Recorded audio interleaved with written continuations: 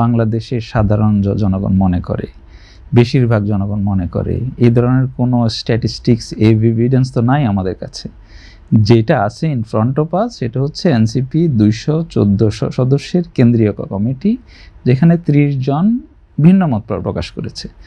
যে কোনো রাজনৈতিক দলে একটা যখন সিদ্ধান্ত নেওয়া হবে, দুইটা উপায় আছে, যে আমি সর্বসম্মতক্রমে একটা সিদ্ধান্ত নেব, অথবা যদি কোনো ডিসেন্ট থাকে তাহলে মেজরিটি যেদিকে যাবে, রাইট।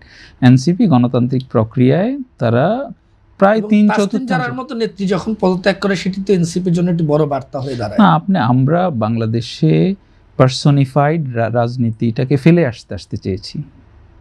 হ্যাঁ, যে Sheikh Hasina is a cult, অমুক ইজ এ কাল্ট, অমুক ছাড়া বাংলাদেশ চলবে না, এই রাজনীতির আমরা চাই না। আমরা প্রতিষ্ঠান গড়ার রাজনীতি করতে চাই, যেখানে প্রতিষ্ঠান মুখ্য হবে। আপনি যে নাম বললেন, নাম মুখ্য হবে না, ব্যক্তিগুলো প্রতিষ্ঠানকে সাথে নিয়ে আমরা রাষ্ট্রটা করবো। তো আপনি যদি অমুক ব্যক্তি এত স্টার, এখন আপনাকে আমি প্রশ্ন করতে পারি, what was the role of her during the July?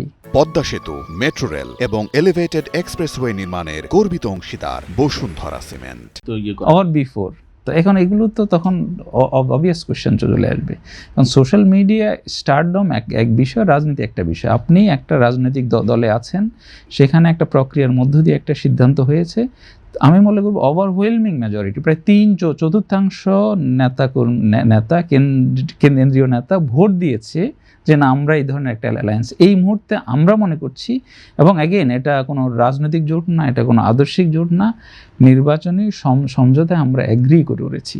এই মুহূর্তে এই সমঝোতাটা আমাদের জন্য, আমাদের দলের জন্য, রাষ্ট্রের জন্য, আমাদের আন্দোলনের জন্য, জুলাই সংস্কার, বিচার, ভারতীয় আধিপত্যবাদের যে আমাদের ছায়া, এটার বিরুদ্ধে ফাইট করার জন্য এই মুহূর্তে that is the optimal solution আমাদের কাছে। এটা দিয়ে আমরা কি দেশ উদ্ধার করে ফেলতে পারবো না, এটা দিয়ে আমরা কি 50 বছরের রাজনীতি ঠিক করে ফেলতে পারবো না, এটা দিয়ে আমরা কি ধর্মরাষ্ট্র প্রতিষ্ঠা হবে না, এটা দিয়ে আমরা যেটা বললেন আমাদের কোনো আদর্শ নাই, আমাদের আদর্শ তো আমি বললাম, আমরা 24 দফা আমরা উই ডিক্লেয়ার ইট। আমি মনে করি বাংলাদেশের যে কোনো রাজনৈতিক দলের কর্মসূচির চেয়ে যদি পয়েন্ট বাই পয়েন্ট দেখেন, 24 দফা উড স্ট্যান্ড মাচ বেটার। এখানে আমাদের রাষ্ট্রকল্পের মধ্যে আমরা কৃষি নিয়ে কী ভাবছি, অর্থনীতি নিয়ে কী ভাবছি, টেকনোলজি নিয়ে কী ভাবছি, এগুলো সমস্ত রূপরেখা আছে। তো আপনি যদি ওটা পড়েন তাহলে দেখবেন হোয়াট উই ওয়ান্ট। হ্যাঁ,